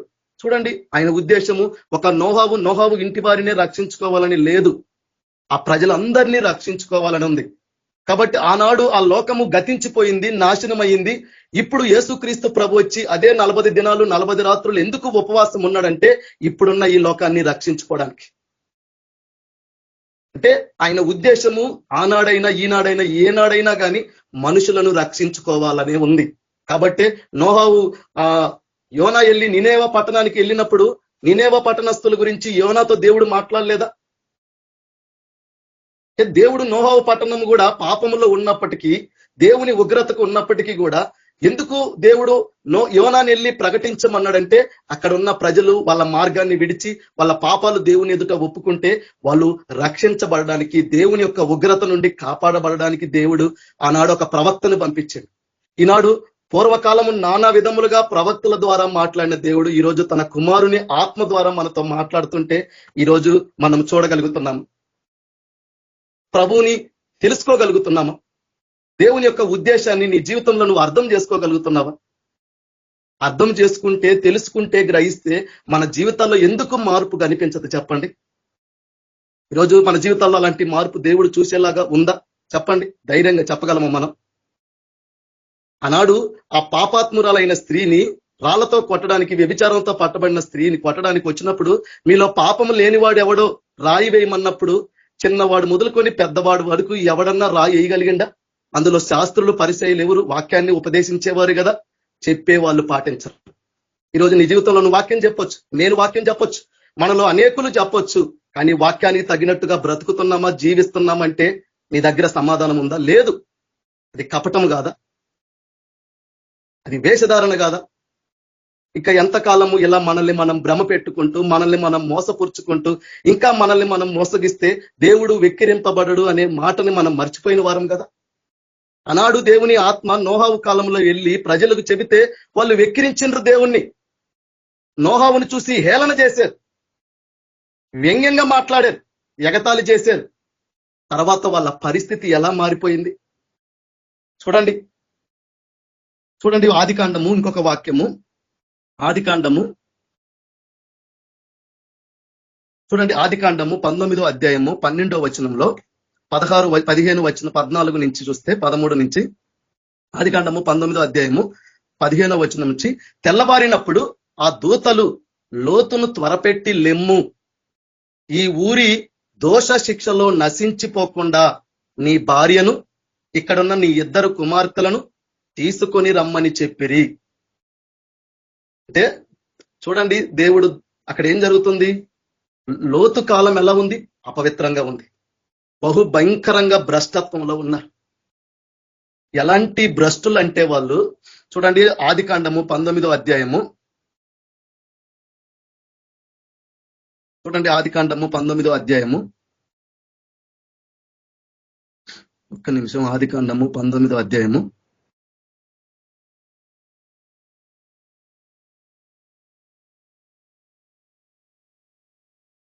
ఆదికాండము 19వ అధ్యాయము చూడండి, 4వ వచనము. వారు పండుకొనక ముందు ఆ పట్టణస్థులు, అనగా సొదొమ మనుషులు, బాలురును, చూడండి, బాలురంటే పిల్లలు, వృద్ధులను, ప్రజలందరూ నలుదిక్కుల నుండి కూడి వచ్చి ఆ ఇల్లును చుట్టూ వేశారు, రౌండప్ చేశారు. లోతును పిలిచి, ఈ రాత్రి నీ యొద్దకు వచ్చిన మనుషులు ఎక్కడా? మేము వారిని కూడునట్లు. ఎంత అపవిత్రంగా బతుకుతున్నారు, పిల్లల కానించి పెద్దల కానించి చిన్నల కానించి. ఎంత భ్రష్టులు, ఎంత అపవిత్రంగా జీవిస్తున్నారు. కాబట్టే కదా సొదొమ గొమొర పట్టణం మీద దేవుడు నేరస్థాపన చేసాడు. ఆ పట్టణస్థులు దేవుని దృష్టికి బహుగా దోషులైనారు కాబట్టే కదా, వారి పాపము బహుగా ఉండబట్టే కదా. ఈనాడు ఈ లోకము అలా భ్రష్టత్వములో ఉంటే, పాపములో ఉంటే, చెడుతనంలో ఉంటే, అపవిత్రతలో ఉంటే, దేవుడు నిన్న నేడు ఒకటే రీతిగా ఉన్న దేవుడు ఈరోజు లేడా అండి? ఆనాడు ఆ ప్రజల పట్ల దేవుడిచ్చిన తీర్పు, ఈనాడున్న ప్రజల పట్ల తీర్పు ఒకటేలాగా ఇవ్వకపోతే ఆయన ఒకటేలాగా ఉన్న దేవుడు ఎలా అవుతాడు? కాదు కదా. కాబట్టే నువ్వు నేనేం చెయ్యాలా? ఆయన ఎదుట నువ్వు దోషిగా ఉండకుండా జాగ్రత్త పడాలా. అందుకు నువ్వు నిందారహితుడిగా ఉండాలి. నీలో పాపము లేనివాడిగా నువ్వు ఉండాలా. దేవుని యందు భయభక్తులు కలిగిన వాడిగా నువ్వు ఉండాలా. ఎక్కడ కూడా అపవిత్రత నీలో ఉండకూడదు. కాబట్టి వీళ్ళు చూడండి, లోతుని పిలిచి, ఈ రాత్రి నీ యొద్దకు వచ్చిన మనుషులు ఎక్కడ? మేము వారిని కూడినట్లు మా యొద్దకు వారిని వెలుపలకు తీసుకొని రమ్మని అతనితో చెప్పగా, లోతు వెలుపల ద్వారమునొద్దనున్న వారి దగ్గరికి వెళ్ళి తన వెనుక తలుపు వేసి, అన్నలారా, ఇంత పాతకము కట్టుకొనకుడి. ఇదిగో పురుషుని కూడని 2 కుమార్తెలు నాకున్నారు. సెలవైతే వారిని మీ యొద్ద వెలుపలకు తీసుకొని వచ్చేదను. వారిని మీ మనస్సు వచ్చినట్లు చేయుడి. ఈ మనుషులు నా ఇంటి నీడకు వచ్చి ఉన్నారు గనక వారిని మీరేమీ చేయకూడదని చెప్పినప్పుడు వారు నీవు అవతలకి పొమ్మనిరే. ఈనాడున్న వాళ్ళు ఇదే వాక్యం. నువ్వు వస్తే నువ్వు చెప్పేదేంది, మేము వినేదేంది? చెప్పినంత వరకు చాలు, నువ్వు వెళ్ళిపో అంటున్నా. నోహవు వెళ్ళి ఆ ప్రజలకు చెప్పినప్పుడు ఆ ప్రజల నుండి వచ్చిన మాట అదే. లోతు వెళ్ళి చెప్పినప్పుడు చెప్పిన మాట అదే. ఈనాడు కూడా వాళ్ళు అదే చదువుతారు. నువ్వు నాకు చెప్పేదేంది, నువ్వు అవతలకు పో. నువ్వు చెబితే నేను వినాలా? నువ్వు చెబితే నేను తీసుకోవాలా? చూడండి, లేరా? అవతలికి పొమ్మనిరి. మరియు వారు, వీడెవడో మనలోనికి పరదేశిగా వచ్చి తీర్పరిగా నుండ చూచుచున్నాడు. నువ్వు తీర్పు తీరుస్తావా? ఇది ఈనాటి క్రైస్తవుల యొక్క దౌర్భాగ్యులు, దిక్కుమాలిన వారు. చూడండి, ఆనాడు చెప్పినప్పుడు నువ్వు మాకు చెబితే మేము వినేదేంది? నువ్వు మా గురించి చెప్పేదేంది? నువ్వు మాకు తీర్పు తీర్చేదేంది? తీర్పు ఎవరు తీరుస్తారండి? దేని గురించి తీర్పు తీరుస్తారు? దేవుని వాక్యము తీర్పు తీర్చమనేది ఏంది? వీళ్ళు అంటున్నారు లోతు గురించి. ఆనాడు కూడా జలప్రలయంలో కొట్టుకుపోయే ప్రజలు కూడా అదే చెప్పారు, నువ్వు అవతలికి పో, నీ మాట మేము వినేదేంది. ఈనాడు కూడా ప్రజలు అట్లనే ఉన్నారు. కాబట్టి ఆయన రాకడ గురించిన వాగ్దానం ఏమాయను? పుట్టినప్పటి నుంచి పితరుల కానించి ఆయన దినం వచ్చుద్ది వచ్చుద్ది వచ్చుద్దని మేము చెప్తానే ఉన్నారు, మేము వింటానే ఉన్నాము. ఎప్పుడు వచ్చింది? ఎందుకు రాలేదంటే, ఇదిగో నువ్వు ఇలా నశించిపోకుండా రక్షింపబడాలని ప్రభు దీర్ఘశాంతం కలిగి ఉన్నాడు. అది అర్థం కాదు మనుషులకి. ప్రభు మనస్సు అర్థం కాదు, దేవుని ఉద్దేశం అర్థం కాదు, దేవుని యొక్క చిత్తము అర్థము కాదు. కాబట్టే మూర్ఖ స్వభావాన్ని ఈ రోజు కనబరుస్తున్నారు మనుషులు. చూడండి, వీడెవడో తీర్పరిగా ఉన్నాడు కాగా వారికంటే నీకు ఎక్కువ కీడు చేసడమని చెప్పి లోతు అను మనుషుని మీద దొమ్మిగా పడి తలుపు పగలగొట్టుటకు సమీపించిరి. అయితే ఆ మనుషులు తమ చేతులు చాపి లోతుని ఇంటి లోపలికి తమ యొద్దకు తీసుకొని తలుపులు వేసిరి. అప్పుడు వారి పిన్నలు మొదలుకొని పెద్దల వరకు, చూడండి ఎంత భయంకరమైన భ్రష్టులు వీళ్ళు, ఇంత భయంకరమైన ఘాతుకానికి పాపానికి ప్రేరేపించబడ్డారు. చూడండి, అప్పుడు వారు పిన్నలు మొదలుకొని పెద్దల వరకు ఆ ఇంటి ద్వారము దగ్గరనున్న వారికి కనుమబ్బు కలుగజేయగా వారు ద్వారము కనుగొనలేక విసికిరి. చూడండి 15వ వచనము, తెల్లవారినప్పుడు ఆ దూతలు లోతును త్వరపెట్టి లెమ్ము, ఈ ఊరి దోష శిక్షలో నశించిపోకుండా నీ భార్యను ఇక్కడున్న నీ 2 కుమార్తెలను తీసుకొని రమ్మని చెప్పిరి. అతడు తడువు చేసెను. అప్పుడు అతని మీద యెహోవా కనికర పడుట వలన ఆ మనుషులు అతని చేతిని, అతని భార్య చేతిని, అతని 2 కుమార్తెల చేతులను పట్టుకొని వెలుపలకు తీసుకొని వచ్చి ఆ ఊరి బయట నుంచిరి. చూడండి, ఈరోజు దేవుడు కనికర పడుతున్నాడు అండి మన మీద. అందుకు నేను కనికరమునే కోరుచున్నాను గాని బలిని కోరట్లేదు. దేవుడు ఈరోజు మనుషుల పట్ల కనికరాన్ని చూపిస్తుంటే, మనుషుల పట్ల తన ప్రేమను చూపిస్తుంటే, మనుషులకు తన ఉద్దేశాన్ని చూపిస్తుంటే, ఏనాడు కూడా ఆయన మనసుని ఈ లోకము గ్రహించలేకపోతుంది. ఆనాడు చూడండి లోతు మీద దేవుడు కనికర పడ్డాడు. ఈనాడు దేవుడు నీ నా మీద కూడా కనికర పడుతున్నాడు. ఆ జలప్రలయంలో కొట్టుకుపోయే ప్రజల పట్ల కనికర పడ్డాడు. కాబట్టి వాళ్ళ దగ్గరికి వెళ్ళి దేవుడు వెళ్ళి ప్రకటించినప్పుడు ఎవరు కూడా వాళ్ళ మార్గాన్ని విడిచిపెట్టలేకపోయినారు, ప్రభు మార్గంలోనికి రాలేకపోయినారు, చెప్పేవాడిని హేళన చేసినారు, తిరస్కరించినారు. ఆనాడు యోనా వెళ్ళి చెప్పినప్పుడు నినేవ పట్టణస్థులు తిరస్కరించుంటే వాళ్ళ స్థితి ఎట్టుండేది? కానీ ఆ ప్రజలు తిరస్కరించలేదు. ఈనాడున్న ప్రజలు తిరస్కరించగలుగుతున్నారా? మనలో మార్పు రావాల్సింది ఏంటంటే మన కఠిన హృదయం మారాల, వాక్యాన్ని ఉన్నది ఉన్నట్టుగా తీసుకోవాలా. అది చెప్పే వ్యక్తి ఎవరైనా కానీ. నోరు లేని గార్ధాబము ద్వారా కూడా దేవుని స్వరం వచ్చింది, కానీ బిలాము గ్రహించగలిగిండా? తన మూర్ఖత్వాన్ని కనపరిచిండు. ఈరోజు మనం అలా ఉంటే నష్టపోయేది నువ్వే, నేనే. అలా ఎవరైతే అది కనబరిచే వారే. ఎందుకంటే దేవుడు ఏ మాత్రము వెక్కిరింపబడడు, ఏ మాత్రము దేవుడు వెక్కిరింపబడడు. చూడండి, ఆ దూతలు వారిని వెలుపలకు తీసుకొని వచ్చి తరువాత ఆయన నీ ప్రాణమును దక్కించుకున్నట్లు పారిపొమ్ము, నీ వెనుక చూడకము. ఈరోజు పాపాన్ని చూసి నువ్వు పారిపోవాలా. యేసేపులాగా పాపానికి దూరంగా ఉండాలా, లోకానికి దూరంగా ఉండాలా, శరీర విషయాలకు దూరంగా ఉండాలా,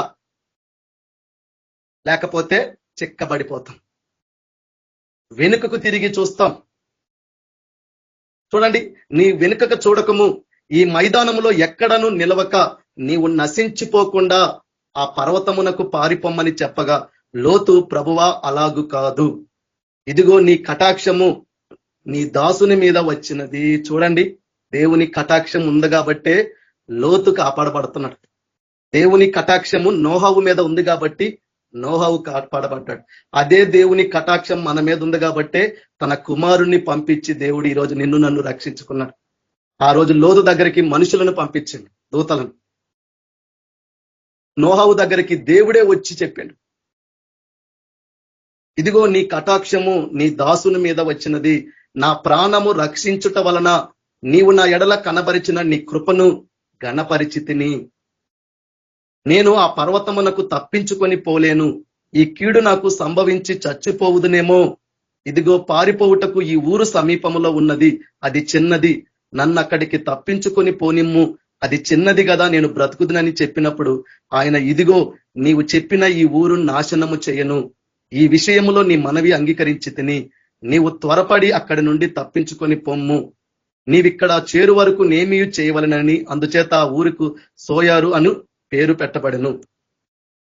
కాబట్టి ఎందుకు ఈ మాట మనం చూస్తున్నామంటే, యేసుక్రీస్తు ప్రభు చెప్పిన ఒక ఉపమానం, ఒక వాక్యం ఏంటంటే చూడండి, లూకాసు వార్త 17వ అధ్యాయము 32వ వచనంలో, లోతు భార్యను జ్ఞాపకము చేసుకొనిడి.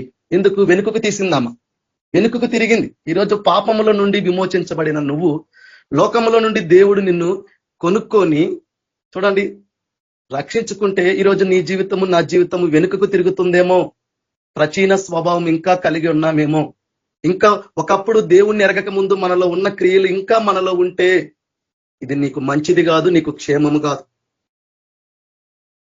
అలా ఉన్న నాకైనా, అలా ఉన్న ఎవరికైనా, ఈ లోకంలో ఉండే వాళ్ళు ఎవరికైనా అది క్షేమము ఏ మాత్రము కాదు. కాబట్టి మనం క్రీస్తుతో కూడా లేపబడిన వాళ్ళం, క్రీస్తు చేత మనం విమోచించబడిన వాళ్ళం. దేవుడు మనల్ని తన రక్తము పెట్టి విలువ పెట్టి మనల్ని కొనుక్కున్న దేవుడు. మనమందరము ఆయనతో పాటు లేచిన వాళ్ళము, ఆయనతో పాటు పరలోకమందు కూర్చున్న వాళ్ళం. కాబట్టి మనము అనుసరించాల్సింది, వెంబడించాల్సింది ఈ లోకాన్ని కాదు, ప్రభువుని, యేసు ప్రభుని మనం వెంబడించాలి. ఎందుకు దేవుడు ఈ వాక్యం మనకు చెప్తున్నాడంటే చూడండి, నోహా ప్రకటన గ్రంథము చూడండి, మత్తయి సువార్త 24వ అధ్యాయము 15వ వచనంలో, కాబట్టి ప్రవక్త అయిన దానియేలు ద్వారా చెప్పబడిన నాశనకరమైన ఏ వస్తువు పరిశుద్ధ స్థలమందు నిలుచుట మీరు చూడవగానే చదువువాడు గ్రహించునుగాక, యోధలో ఉండువారు కొండలకు పారిపోవాలా. ఆ రోజు దేవుడు పారిపోమన్నాడు, ఈరోజు పారిపోవాలా. ఎక్కడ దాక్కోవాలా? దేవుని దగ్గరే. కాబట్టి ఈరోజు సంఘాలైనా కానీ, అసలైన సంఘముకు దేవుని బిడ్డలు, క్రీస్తు రక్తములో విలువ పెట్టి కొనబడిన మనమే దేవుని ఆలయాలు, మందిరాలు, దేవుని నివాస స్థలాలు, అంటే మనుషులే. అలాంటి మనుషులమైన మనలో హేయమైనవి ఉంటున్నవి. ఇవి చూసిన నువ్వు పారిపోకపోతే, లోతు అక్కడే ఉంటే ఏమైపోయేవాడు? నశించిపోయేవాడు. కాబట్టి యేసు ప్రభు దేవుడు ఎందుకు ఈనాడు ఈ వాక్యాల ద్వారా నీతో నాతో మాట్లాడడానికి కలిగిన ఉద్దేశం ఒకటే. దేవుడు నీ నా పట్ల కోరుకుంటుంది ఒకటే, నువ్వు నిందారహితుడుగా ఉండాలా. నీ సమస్త ప్రవర్తన ప్రభుకి అంగీకారంగా ఉండాలా. ప్రవర్తన అంటే మీకు తెలిసిందే, నువ్వు ఎంతో భక్తితో ఉండాలా. నీలో ఎలాంటి అపవిత్రత ఉండొద్దు, ఎలాంటి పాపము మనలో ఉండొద్దు, చెడుతనం మనలో ఉండొద్దు.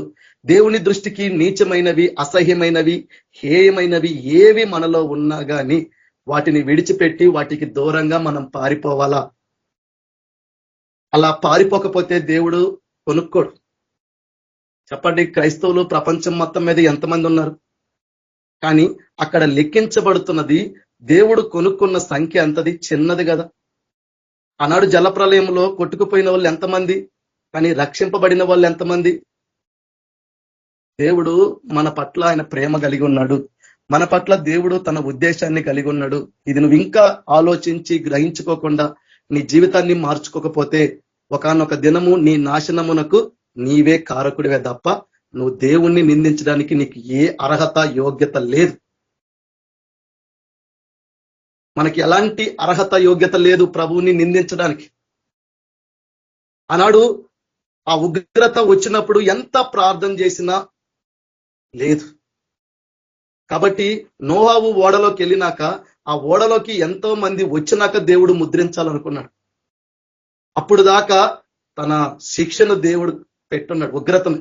కానీ ప్రభు వెళ్ళి ఆనాడు లోకంలోకి వెళ్ళి చెప్పినప్పుడు ఎవరు కూడా వాళ్ళ మార్గాన్ని విడిచిపెట్టలేదు. వాళ్ళను దేవుని దగ్గర సరి చేసుకొని దేవుని మార్గంలో రావడానికి ఇష్టపడలేదు. అదే కదా పౌలు ఇక్కడ యేసు ప్రభు చెబుతున్నాడు. చూడండి, నోహావు దినములు ఎలాగుండెను, మనుష్య కుమారుని రాకడయును అలాగుండును.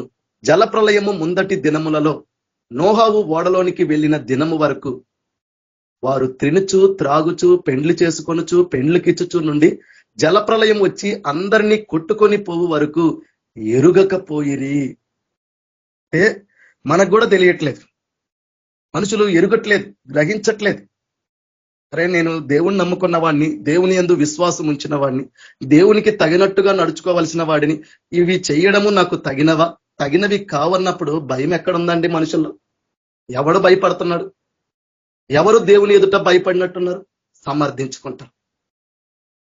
ఏముంది, తప్పు చేశాం కదా, ప్రభు దగ్గర పడి పాపినయ్యా క్షమించయ్యా, లేదా నేను రక్షించబడ్డాను కాబట్టి నాకు రిజర్వేషన్ ఉంది కాబట్టి కరెక్ట్ గా అక్కడ ఉంటాను. ఇవి ఎంతకాలం మనం మోసపరుచుకుంటాం చెప్పండి? క్రియలు లేని విశ్వాసము ఒట్టిగా ఉండి మృతం అవుతుంది అన్నాడు కదా. చార్దీ సంఘం గురించి నువ్వు జీవించుచున్నవన్న పేరు మాత్రమే ఉన్నది, నువ్వు మృతుడు అన్నాడు కదా. యేసు ప్రభు ఈ లోకానికి రాకముందు మనుషులందరూ పాపాల చేత అపరాధాల చేత చచ్చిన వారే కదా. అంటే దాని అర్థం ఏంది? నిజంగా చచ్చిపోయినట్టున్నారని కాదు కదా. ఈరోజు నువ్వు ఎరుగుతున్నావా? నువ్వు దేవునికి లోబడుతున్నావా? దేవుని మాట నువ్వు వింటున్నావా? దేవుడు చెప్పినట్టు నువ్వు చేస్తున్నావా? ఈ మూడింటికి నీ దగ్గర సమాధానం ఉందా? దేవుని మాట వినడం ఫస్ట్ది, దేవుడు చెప్పినట్టు చేయడం రెండోది. మనలో ఉన్నాయా? మనం చేస్తున్నామా? దేవుని వాక్యము ఎన్నో చెప్తుంది మనకి, ఎన్నో చేయమనింది. అన్ని నువ్వు చేస్తున్నావా? చెయ్యలేదంటే నువ్వు నిందారహితుడిగా దేవుని ఎదుట ఎట్లా ఉన్నావు? ఈ ఆలోచన ఈరోజు మనం కలిగి ఉన్నామా? కలిగి లేం. ఎందుకంటే భ్రమ పడుతున్నాం, మనల్ని మనం మోసపడుతున్నాం. అందుకు మోసపోకుడి అన్నాడు. మోసపోతుంది నువ్వు. నీ జీవితాన్ని ఆలోచించుకోకుండా, నువ్వు గ్రహించుకోకుండా, నీ భక్తిని బట్టి నువ్వు దేవుని పట్ల ఉన్నదాన్ని చూసి నువ్వు మోసపోతున్నావే తప్ప దేవుని ఎదుట దేవునికి తగినట్టుగా ఆయన మాట విని ఆయన చెప్పినట్టు చేస్తున్నానా అని చూసుకుంటే ఈరోజు ఈ లోకం ఎలా చెడిపోదు.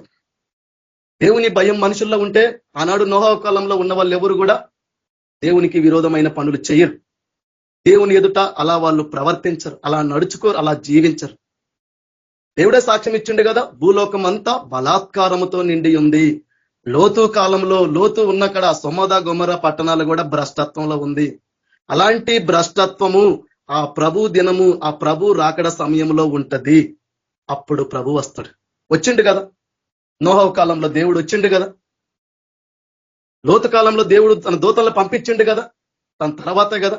చూడండి, నోహావు కాపాడబడ్డాడు, లోతు కాపాడబడ్డాడు. ఈరోజు నువ్వు నేను కాపాడబడాలంటే నువ్వు 1,44,000 మందిలో ఉండాలా. వాటికి కావలసిన గుణాలు ఇవే. చూడండి ఏంటి అంటే పేతురు రాసిన పత్రిక, నేను ఒక 2 నిమిషాలు చూడండి, ఇవే ఆ ప్రాముఖ్యమైన గుణాలు దేవుడు మనల్ని కలిగి ఉండమంటున్నాడు. చూడండి పేతురు రాసిన పత్రిక 2వ పత్రిక 3వ అధ్యాయము, పేతురు రాసిన 2వ పత్రిక 3వ అధ్యాయం 12వ వచనము.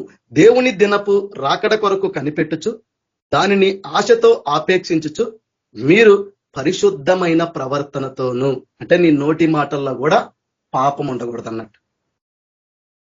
నీ ప్రవర్తన ప్రభువుకు తగినట్టుగా ఉండాల. అంటే నువ్వు ప్రభులాగా మారి జీవించాల, క్రీస్తును పోలి నడుచుకోవాలా. క్రీస్తు అడుగు జాడల్లో ఉంటే మన అడుగులు మన పాదాలు జారవన్నట్టు. కాబట్టి మీరు పరిశుద్ధమైన ప్రవర్తనతోను భక్తితోను ఎంతో జాగ్రత్త గలవారై ఉండవలెను.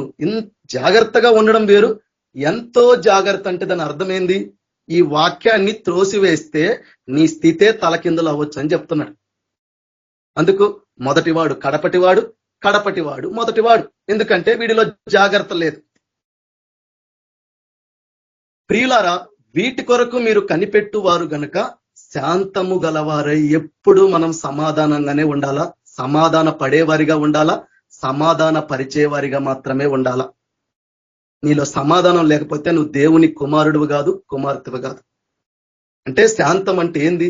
ఈ లోకము ఆయనని ద్వేషించింది, ఈ లోకము ప్రభువుని హింసించింది.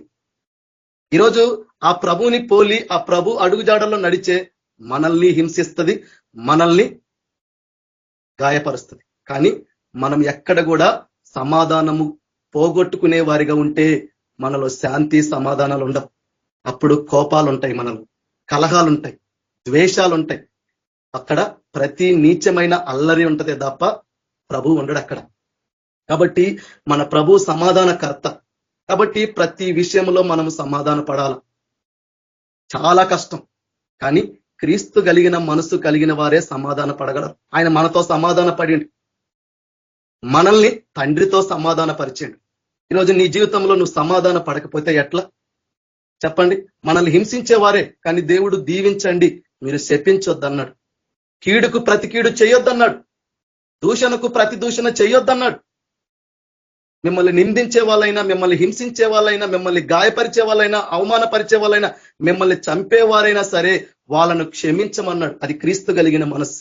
సమాధాన పడితే ఆ స్వభావం మనలో కనిపిస్తుంది. సమాధానం లేకపోతే ఎట్లా? కాబట్టి ఎప్పుడు మనము శాంతము గలవారై ఉండాలా. దేవుడిచ్చిన శాంతి సమాధానాన్ని ఈ లోకం ఇచ్చినట్టుగా దేవుడు మనకి ఇవ్వలేదు.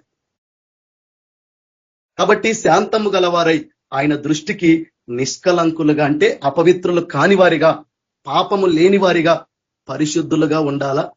నిందా రైతులుగా కనబడినట్లు జాగ్రత్త పడాలి. చూడండి వాక్యం మనకి ఎంత డెప్త్ గా అర్థమవుతుంది. అంటే దేవునికి అవి కనబడాల, మనుషులకు కాదు. ఇప్పుడు మనం బాగా అర్థం చేసుకుంటే, ఇలా దేవుని ఎదుట నువ్వు కనబడితే, నోహవు దేవుడేం సాక్ష్యం ఇచ్చిండు? నీవు నా ఎదుట నీతిమంతుడవు, నువ్వు నిందారహితుడు. అంటే ఎవరు సాక్ష్యం ఇస్తున్నారు? దేవుడు. ఎవరి గురించి? నోహవు గురించి. ఎందుకు? అలా దేవుని ఎదుట, దేవుని సన్నిధిలో నోహవు కనబడుతున్నాడు. కానీ భూలోకము బలాత్కారముతో నిండి ఉండి కనబడుతుంది. ఈరోజు దేవుడికి కనబడితేనే కదా, ఇదిగో ఈ వ్యక్తి, ఇదిగో ఈమె నా దాసుడు, నా దాసురాలు, వీళ్ళకి హాని చేయొద్దు. ఎందుకు? ఆ ముద్ర వేసుకుంటాడు దేవుడు, స్టాంప్ వేసుకుంటాడు. ఆనాడు ఐగుప్తులో ఎవరి మీద అయితే దేవుని రక్తం ఉంటే వారికి ఏం కాలేదో, అది లేని వాళ్ళకి నాశనం అయ్యిందో, ఇది కూడా అలాంటిదే. నశించిపోతాం మనము ముద్రించకబడకపోతే. ముద్రించబడాలంటే ప్రభువుకి కనబడాల, ప్రభు మనల్ని చూడాల, మనుషులు కాదు. ఈ లోకమంతా నీ గురించి సాక్ష్యం ఇచ్చినా ప్రభు నీ గురించి సాక్ష్యం ఇవ్వకపోతే నీకొచ్చింది ఏమీ లేదు. కాబట్టి ప్రభు ఎదుట కనబడినట్లు మీరు ఎట్లా ఉండాలంట? జాగ్రత్త పడమంటారు. అంటే ఎవరు చూడాలా? ప్రభు చూడాలి. కాబట్టే కదా భూలోకములో ప్రథమ ఫలముగా ఉండుటకు కొనబడిన వారు, కనబడిన వారినే దేవుడు కొనుక్కుంటున్నాడు.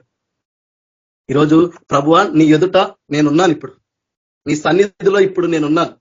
ఎక్కడ 2-3 కూడి నా నామంలో ఉంటే అక్కడ నువ్వు ఉంటానన్న వాక్యము నిజమైతే, నేను వాక్యాన్ని నమ్మేవాడినైతే, వాక్యాన్ని పాటించేవాడినైతే, ప్రభువా ఇప్పుడు నీ ఎదుట నేనున్నాను. నేను ఈ క్రియలు కనబడేలాగా ఈరోజు నా జీవితం ఉందా ప్రభువా? ఇలా నీ ఎదుట నేను కనబడుతున్నానా ప్రభువా అని అడగండి. ప్రభువుని అలా అడిగి వెతకండి, మోసపోకండి. నేను క్రైస్తవుని కదా, నేను బాప్తిస్మం పొందినాను కదా, ఉగ్రత పాలవుతారు. కానీ దేవుని ఉద్దేశం అది కాదు. కుమారుడు మనల్ని రక్షించుకోవడానికే ఈ లోకానికి వచ్చిండు, కానీ మనం ఉగ్రత పాలవడానికి కాదు. కాబట్టి మనం అడగాల ప్రభువుని.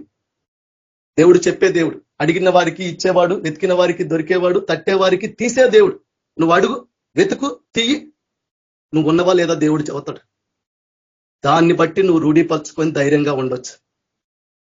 కాబట్టి ప్రభువే చెప్తున్నాడు కదా, ఆయన దృష్టికి అదే కదా. వారు అన్నిందులు స్త్రీ సాంగత్యమున అపవిత్రులు కానివారు, అంటే వాళ్ళలో ఎలాంటి కలంకము లేదు. కాబట్టి నీలో నాలో ఎలాంటి చెడుతనమే గాని, పాపమే గాని, అపవిత్రతే గాని మనలో ఉండొద్దు. అవి మనకు తగినవి కాదు. మరీ ముఖ్యంగా పరిశుద్ధులకు తగినవి కావు. క్రీస్తును నమ్మి విశ్వాసం ఉంచి వెంబడిస్తున్న వారికి అవి తగినవి కావు. కాబట్టి నువ్వు ఎంతో విశ్వాసం ఉండొచ్చు, దేవుడు అంటే నీకు ఎంతో ప్రేమ ఉండొచ్చు, నమ్మకం ఉండొచ్చు, ఎన్నో సంవత్సరాల నుంచి ఉండొచ్చు. కానీ ఇవి లేకపోతే నీ విశ్వాసము నిన్ను రక్షించుకోదు. ఇది నేను చెప్పినాను కాబట్టి నేను తీర్పు తీరుస్తున్నానా? నాకేం అవసరం తీర్పు తీర్చడానికి?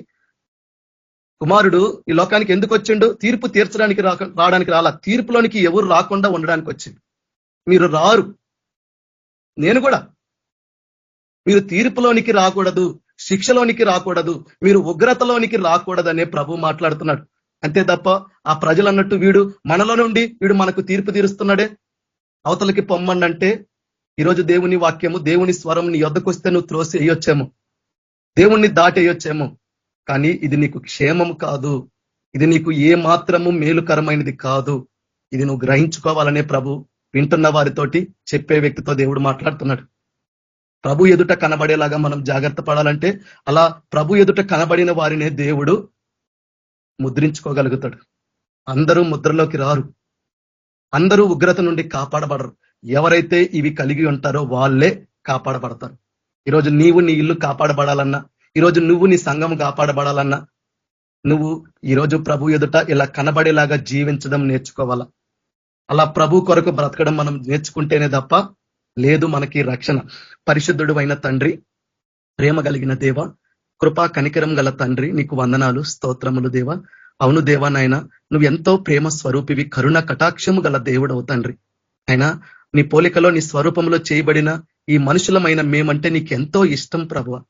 కాబట్టే నాయన దేవదూతలకు లేని ఆధిక్యత నాయన ఏ మాత్రము నాయన అల్పులమైన తండ్రి ఈ నరులకు నువ్వు ఇచ్చినావు దేవ. తండ్రి నీ పోలికని నీ స్వరూపాన్ని ఇచ్చినావు దేవ నాయన. తండ్రి నువ్వు ఎంత ప్రేమ గల దేవుడు, నువ్వు మమ్మల్ని ఎంతగా ప్రేమిస్తున్నావు తండ్రి. కానీ ఆ ప్రేమని ఈరోజు మేము గ్రహించలేకపోతున్నాం ప్రభు. నీ ప్రేమను మేము అర్థం చేసుకోలేకపోతున్నాం ప్రభు. కాబట్టే నీ మాట వినలేకపోతున్నాం దేవ. నీకు లోబడి బతకలేకపోతున్నాం, నీకు లోబడి భయభక్తులు కలిగి జీవించలేకపోతున్నాం తండ్రి.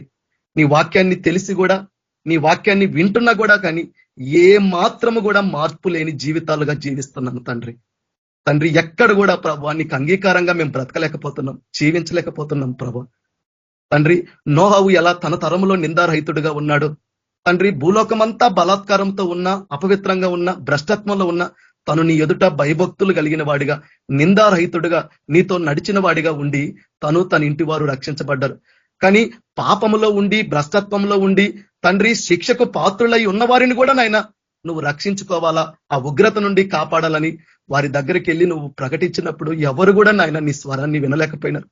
నా గొర్రెలు నా స్వరం వింటే అన్నావు తండ్రి, నేను వాటిని ఎరుగుదును, నా స్వరం వింటే అవి కూడా నన్ను ఎరుగుతాయి అంటున్నావు ప్రభు. కానీ అవి నీ గొర్రెలు కాదు ప్రభు. నోహావే నీ గొర్రె కాబట్టి నీ స్వరం విన్నాడు ప్రభు. కానీ ఆ ప్రజలు నీ స్వరాన్ని వినలేకపోయినారు కాబట్టి వాళ్ళ మార్గాన్ని విడిచిపెట్టి ప్రభువ నీ దగ్గరకు రాలేకపోయినారు, ఆ ఓడలోనికి ప్రవేశించలేకపోయినారు. కాబట్టి ఆ జల ప్రళయంలో అందరూ కొట్టుకొని పోయినారు ప్రభు. లోతు కాలంలో అయినా పిన్నల కానించి పెద్దల కానించి అందరూ బలాత్కారంతో, భ్రష్టత్వంలో, చెడుతనంలో, పాపంలో జీవిస్తున్నారు ప్రభు. కానీ లోతుని నాయన, లోతు కుటుంబాన్ని నువ్వు కాపాడిన దేవుడవయ్యా. నోహావు కుటుంబాన్ని కాపాడిన దేవుడవయ్యా. ఈనాడు నాయన క్రైస్తవ్యం అనే కుటుంబాన్ని కూడా కాపాడే దేవుడవు నువ్వే. కానీ ఈరోజు నాయన నీ గొర్రెలు నీ స్వరం వినట్లేదు ప్రభు. అవి నీ మాట వినడం లేదు ప్రభు, నీకు లోబడతలేదు ప్రభు. నాయన నువ్వు మాట్లాడుతున్నా కానీ ఏ మాత్రము కూడా స్పందించలేకపోతున్నారు ప్రభు. స్పందిస్తే మేము మార్చుకుంటాం ప్రభు, మా ప్రవర్తన దిద్దుకుంటాం, మా క్రియలను దిద్దుకుంటాం, మా జీవితాలను నాయన మేము సరి చేసుకుంటాం, మా ప్రవర్తనని సరి చేసుకుంటాం ప్రభు. క్రీస్తులాగా మేము నడుచుకొని జీవిస్తాం. కానీ ఈరోజు అలా ఎవరం మేము చేయలేకపోతున్నాం ప్రభు. మాలో పాపం లేదని చెప్పుకుంటే మేము అబద్ధికులుగా జీవిస్తూ కూడా నిన్ను అబద్ధికునిగా చేసిన వారం అవుతున్నాం. నాయన నీ నామాన్ని దూషణ పాలు చేస్తున్నాం, నీ నామాన్ని అవమానాల పాలు చేస్తున్నాం తండ్రి. నువ్వు ఇచ్చిన రక్షణను మేము నిర్లక్ష్యం చేస్తున్నాం, నువ్వు మా కొరకు ఆ సిలువలో పడిన ప్రయాసాన్ని మేము నిర్లక్ష్యం చేస్తున్నాం. కాబట్టి మా ప్రవర్తనలో పరిశుద్ధత లేదు, మాలో ఎలాంటి భక్తి లేదు, భయం లేదు. ఎక్కడ కూడా ప్రభు నైనా మేము నిష్కలంకులుగా, నిందారహితులుగా నీ ఎదుట కనబడే జాగ్రత్త, మెలకువ కలిగిన జీవితాలు మాకు లేవు నాయన. ఇంకా కునికి నిద్రిస్తున్నాం ప్రభు నాయన తండ్రి. ఇంకా ప్రభు నాయన తండ్రి మా శరీర దురాశలను, శరీర కోరికలను, లోకంలో ఉన్న వాటిని అనుసరిస్తున్నాయన పేరుకు క్రైస్తవులమని చెప్పుకుంటున్నాము తప్ప క్రైస్తవులకు తగినట్టుగా, వాక్యానికి తగినట్టుగా ఈరోజు మేము జీవించలేకపోతున్నాం ప్రభు. అట్టి వారిలో నేనున్నా, ఎవరున్నా తండ్రి ఈ దినం మేము ఒప్పుకోవడానికి సిగ్గుపడడం లేదు తండ్రి. మేము చేసిన తప్పును బట్టి ప్రాయశ్చిత్త పడడానికి మేము సిగ్గుపడట్లేదు ప్రభు. కాబట్టి మేము ఒప్పుకుంటున్నాం తండ్రి. మా అపరాధాలు క్షమించు దేవా, మా పాపములు క్షమించు, మా దోషములు క్షమించు నాయన. ఆ 144,000 మంది ఎలా అయితే నీకు అంగీకారంగా ఉన్నారో వారిలో నాయన నేను, ఇక్కడ కూడి ఉన్న మేము తండ్రి, నీ ప్రణాళికలో ఉన్న వాళ్ళందరూ నాయన అలా ఉండడానికి ప్రభువ, ఇది మీరు చెయ్యరు ప్రభువ, ఇది మేము చెయ్యాలా. అలా మమ్మల్ని మేము మార్చుకోవాలా. క్రియలు లేని విశ్వాసం ఎందుకు ప్రభువ?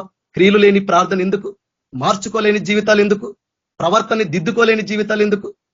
ఈరోజు మనుషులు బ్రతుకులు మార్చుకోలేని జీవితాలు ఎందుకు? విశ్వాసం ఎందుకు? అట్టి విశ్వాసము అతన్ని రక్షించదా అంటున్నావు తండ్రి. కానీ ఇది గ్రహించుకోలేకపోతున్నాం ప్రభు. కాబట్టే మార్పు లేని వారిగా ఉన్నాం. ముమ్మార్లు నాయన నీ దాసుల ద్వారా నువ్వు మమ్మల్ని హెచ్చరించినా కానీ ఎక్కడ కూడా నీ స్వరం విని నీకు లోబడతలేదు, ఎక్కడ కూడా నీ మాట మేము వింటలేదు, ఎక్కడ కూడా నాయన ఆ వాక్యం పట్ల భయము మాలో లేదు ప్రభువ. నువ్వంటే భయం బొత్తిగా మాలో లేదు ప్రభువ. భక్తిహీనులమైన మమ్మల్ని, పాపులమై ఉన్న మమ్మల్ని ప్రభువ కటాక్షించండి, కనికరించండి ప్రభువ. ఆనాడు వాళ్ళని ఎలా అయితే ఉగ్రత నుండి కాపాడి రక్షించినావో తండ్రి, ఈనాడు నాయన ఈ యొక్క ప్రేయర్లో ఉంటున్న మమ్మల్ని అందరినీ, ఈ లోకంలో ఉంటున్న వాళ్ళందరినీ కూడా మీరు రక్షించి కాపాడమని ప్రార్థిస్తూ, ఇకనైనా ప్రభు నాయన తండ్రి మేము వెలుగు సంబంధుల వలె నాయన మేము జీవించుటకు నాయన మీ కృప, మీ భాగ్యము, యోగ్యత, ధన్యత, అర్హత మా అందరికీ అనుగ్రహించి సహాయం మాకు దయచేయమని యేసుక్రీస్తు పరిశుద్ధ నామములో ప్రార్థించి అడిగి వేడుకుంటున్నాం తండ్రి. ఆమేన్. మీ అందరికీ వందనాలు. ప్రైజ్ లార్డ్ బ్రదర్ సిస్టర్స్ అందరికీ. ప్రభు కృప ఈ ఆరాధనలో ఉన్న మనందరికీ, ఎవరి గురించి అయితే మనం ప్రార్థిస్తున్నామో అనారోగ్యంతో బాధపడుతున్న వారికి, వారి కుటుంబ సభ్యులకి, ఈ లోకంలో ఉన్న ఎంతో మంది నానా విధములైన రోగముల చేత, వ్యాధుల చేత, అపవాది చేత పీడించబడే వాళ్ళు, వ్యసనాలతో పీడించబడేవారు, వారికిని అలాగే ఎన్నో శ్రమల గుండా, కష్టాల గుండా, ఇరుకుల గుండా, ఇబ్బందుల గుండా వెళ్ళే వారందరికీ, మనందరికీ సదాకాలం మనకు తోడుగా ఉండి మనందరినీ నడిపించును గాక. ఆమేన్. ప్రైజ్ లార్డ్ అందరికీ. ప్రైజ్ లార్డ్ బ్రదర్, అందరికీ వందనాలు. ప్రైజ్ లార్డ్ బ్రదర్, అందరికీ ప్రైజ్ లార్డ్. అందరికీ ప్రైజ్ లార్డ్.